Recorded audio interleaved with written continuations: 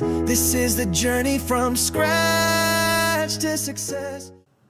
Hello everyone, welcome to From Scratch to Success, where I interview the most successful entrepreneurs about their journey. My name is Jayma, your host, and today I've got a legendary Australian here with me, Anthony Maroon. Anthony Maroon was born and raised in Sydney, and he is married to Christine. They have been together for 42 years. Dad to 2 kids and proud pa to 4 grandkids. Anthony's been part of Aussie radio since 1987.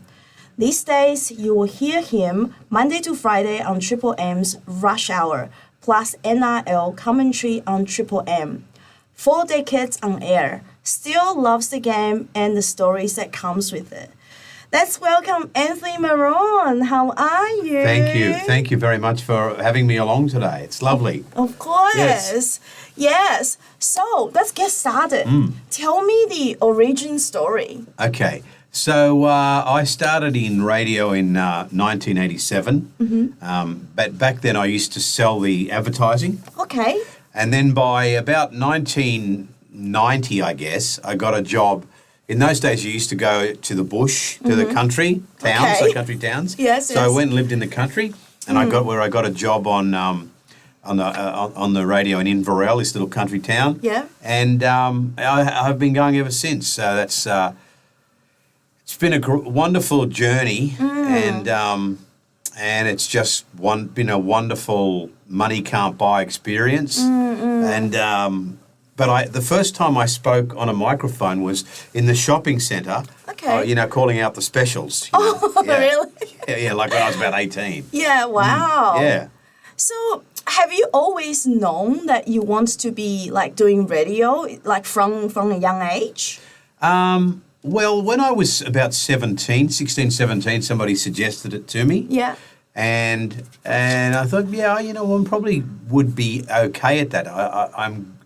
I find it easy to talk to people and communicate and talk on stage. And so once I started to pursue it, I found it wasn't that hard to get into radio. Okay.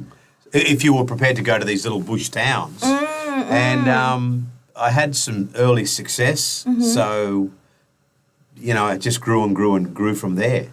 Wow. Now, what inspired you, Anthony? Well, I don't know what inspired me. I think I just wanted to be, you only get one life, and I just wanted to be successful at life. Okay. That's how I still am. I like to have a really decent crack at things and start at the front of the grid and try and be a winner. And I've never got sick of that. So you don't always win, but you can always have a go. That's so true. Was there any early challenges or doubt that you faced? Well, not really. Like, obviously, like anything in life, there's always challenges. But very early on, I had 2 kids and a mortgage. So I didn't really have that option of walking away, even if I wanted to. Yes. I didn't know how to do anything else. And so, I couldn't have walked away if I wanted to, and I didn't want to anyway. So I had, along the way, most of the time, really good jobs. Yeah. Like anything, you got to put up with people you don't like. A lot of people that you don't like along the way have to suffer fools. Yeah. But I just put up with them and move on, And was there like a crucial turning point throughout your journey? I think there's been a couple. Yeah. Early on, so going back probably 33 years or something, I got a job with Win Television, which is a company in Wollongong. Okay. And they have a radio station in Wollongong, and that was a really good job. Yes. And it was my first. I was on the breakfast show, and it was a good paying job. And then about 8 or 9 years after that, I got a job at Triple M. So they're probably the 2 turning points. Yes. And yeah. Okay. And would you say that's also your first success milestone that you feel? My first big success, well, was big to me Okay. was in that Wollongong market, in the Wollongong, where the breakfast show was the number one show. So that's not groundbreaking or world-breaking, but it was to me. Yes, yes. And it was very encouraging. Along the way, too, there's not many people left that are sort of my age. And it's gone from being a disadvantage to being an advantage because there's not a lot of other guys around that are my age doing it. It's more of a young person's game, I think. Yeah, I mean, when you told me how old you are, I was in shock. And I think people would be surprised to hear you are... 37. No, I'm 60. Well, you look 37. Oh, I appreciate that. Crazy. That's lovely. Like, I honestly, you know, like, for all the Aussies out there, what's your skincare routine? Well, I don't. I tell you what I don't do. I don't drink. There you go. I don't drink. I find that was holding me back. You know, that's hold you back. Monday you get up and you're already rooted. You know.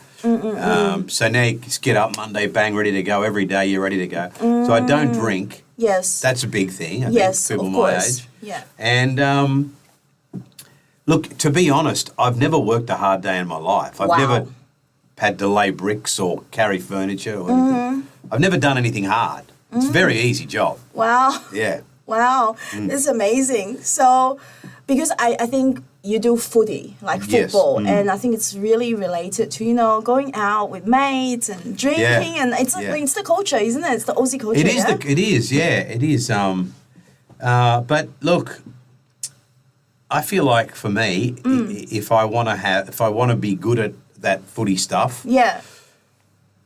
I've just got to stay focused. Pardon me. Especially look at my age. There's myself and my wife are at home, and Yes. we don't have any like kids at home, or there's a lot of spare time. You Yeah. start drinking, you'll be drinking all the time. So just leave it go. You know what I mean? Yeah. Or just sort of try and stay fit and try and stay focused. For me personally, I believe routine is everything in life. Work, gym, you know, eat well. Just stay in the routine. And most people think they don't want a routine. Yeah. But they need a routine. You need to have routine in your life to be successful. Definitely. So, what is your routine? Well, I get up every morning like it's like we all do. Yes. Walk the dog. And I have a Okay. gym at home. I've got a gym in my Okay. house. Yeah. Go into the gym, spend 30, 40 minutes in the gym 5 days a week.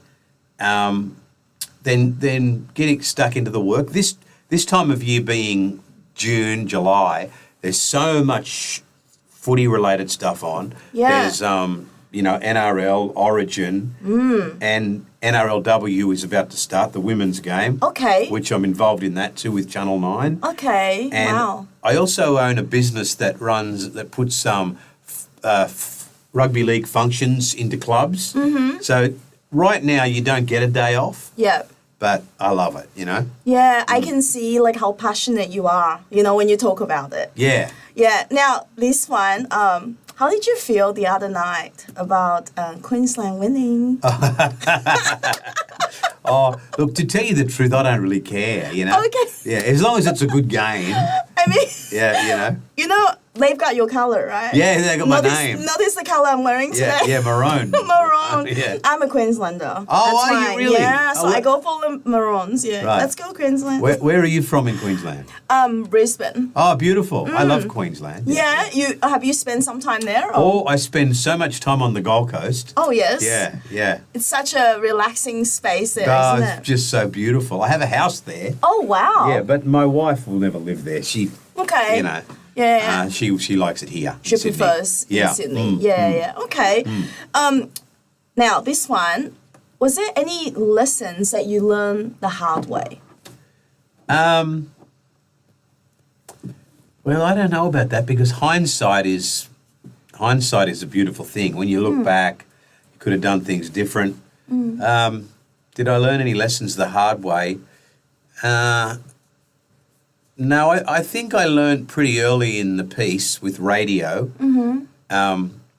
from the outside looking in, it looks easy, but it's if you go in and you're not prepared, That's right. that's when you'll muck it up. Yeah. You know, so I learned to be prepared, and I learned to not take it for granted. And I learned that I have to suffer fools, people that I don't really like. You know, so if you can learn those 3 lessons, Yeah.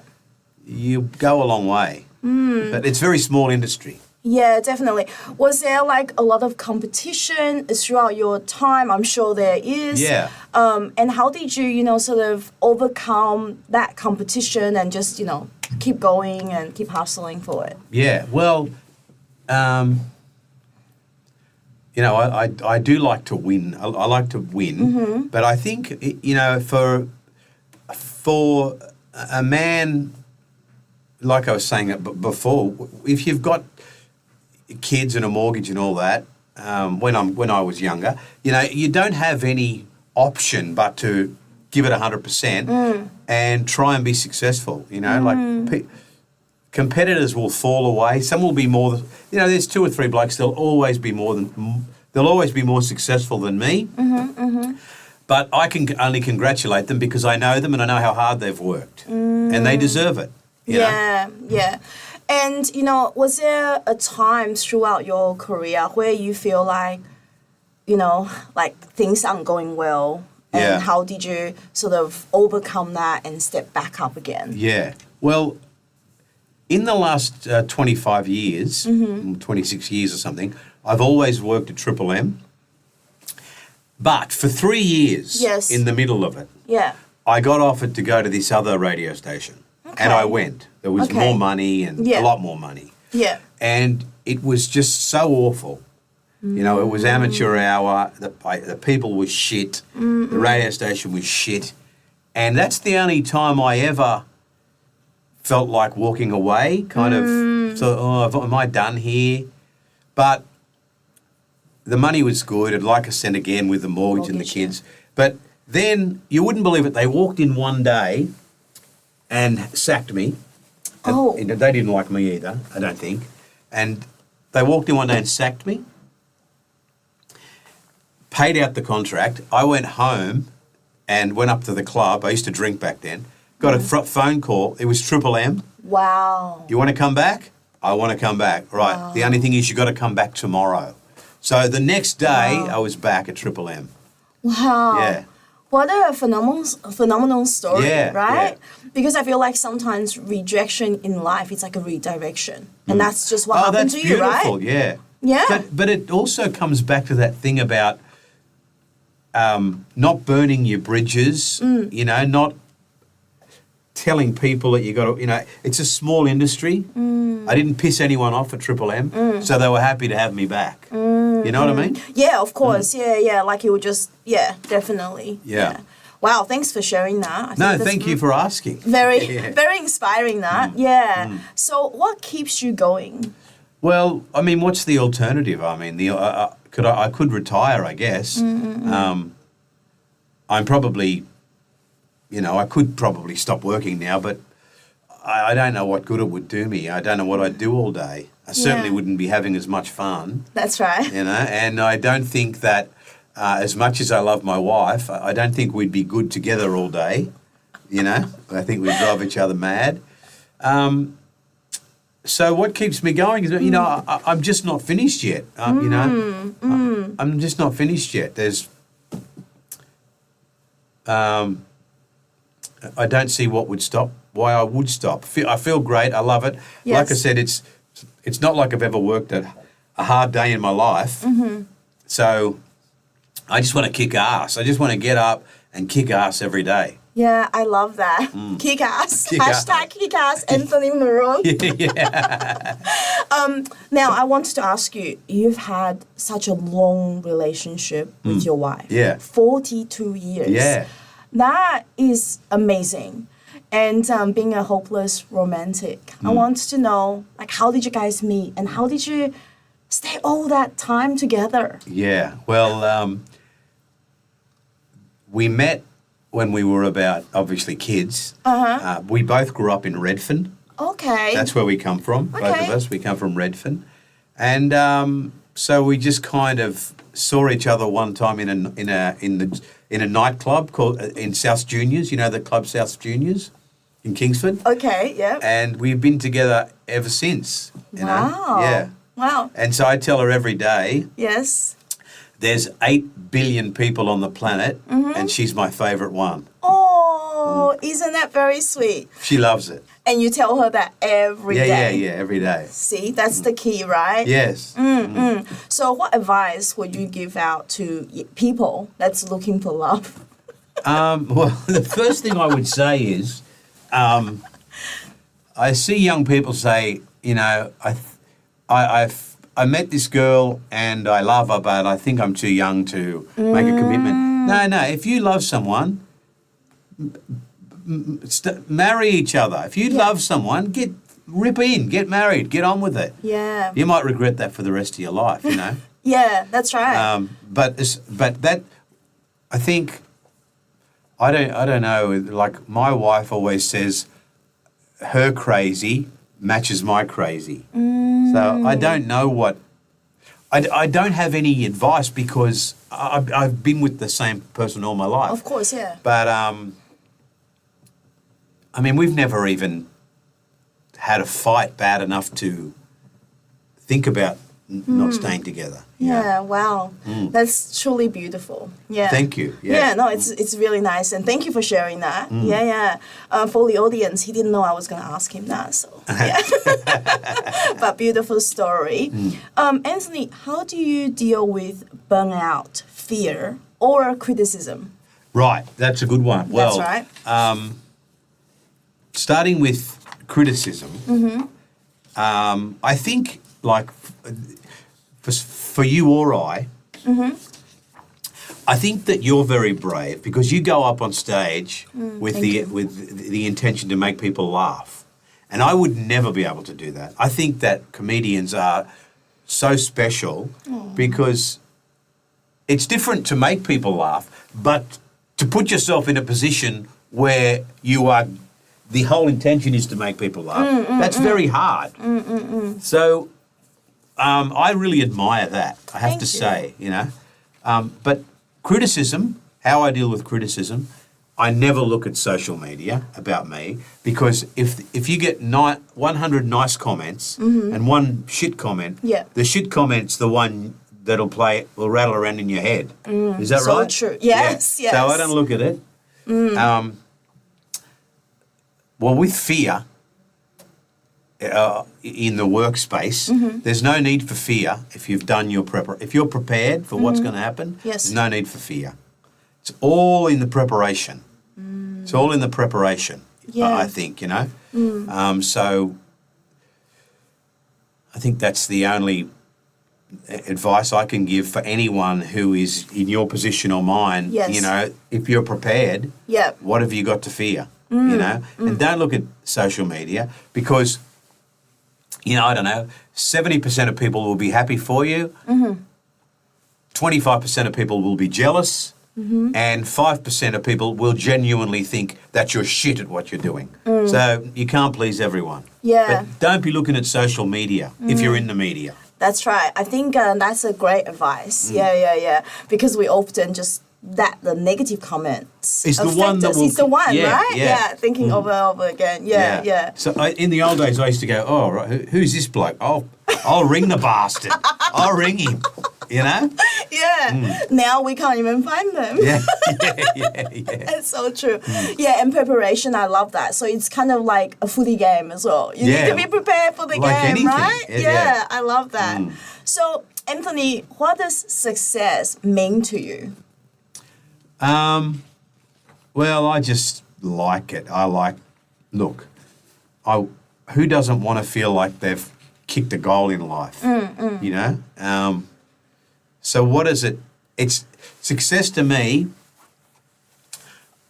Look, I don't want to sit on the beach and look at the waves. I don't want to look at the river. I don't want to smell the fresh air. I want to get in there every day and have a crack and win at life. I'm not always successful. I could be a lot more successful, but I know in myself, at this age, at the age of 60, the only way I am going to be happy and content if I'm in the game every day of my life. If I'm in the game, if I'm on the radio, if I'm on the stage hosting something, if I'm calling the footy, if I'm talking about all that stuff. That's and the most successful thing I've ever done is, I think, is my marriage. It's been going for 42 years. Yeah, wow. Yeah, it's, you are my inspiration. Oh, I appreciate that. No, truly. Yeah, when I got your bio, I was like, 42 years. Wow, that's truly beautiful. Thank you. Yeah. Thank you.